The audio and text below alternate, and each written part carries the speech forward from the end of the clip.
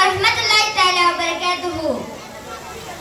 ഈ നിറഞ്ഞ വേദിയിൽ മനുഷ്യ സംസ്കാരം എന്ന വിഷയത്തെക്കുറിച്ച് ചില കാര്യങ്ങൾ ഉണർത്തുകയാണ് എന്റെ ലക്ഷ്യം.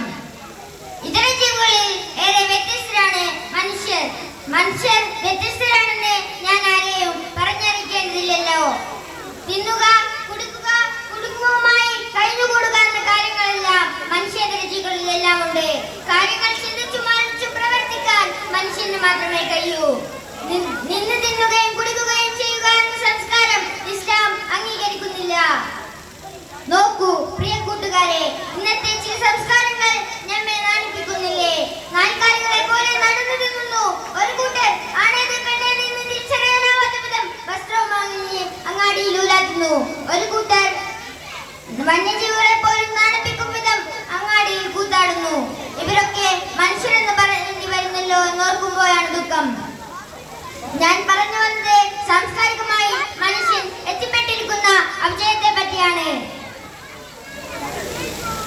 കണ്ടവന്റെ പുളിച്ച സംസ്കാരം ആരും പിന്തുടരുത്. നമ്മുടെ മാതൃക പുണ്യപ്രവാചകരും പുരുഷന്മാരുമാണെന്ന് നാം ഓർക്കുക. അവരെ അടിസ്ഥാനമാക്കി നമുക്ക് ഉത്തമ സംസ്കാരത്തിന്റെ ഉടമകളായി മാറാം എന്ന് മാത്രം ഞാൻ പറഞ്ഞുകൊണ്ട് എന്റെ വാക്കുകൾ ഉപസംഹരിക്കുന്നു.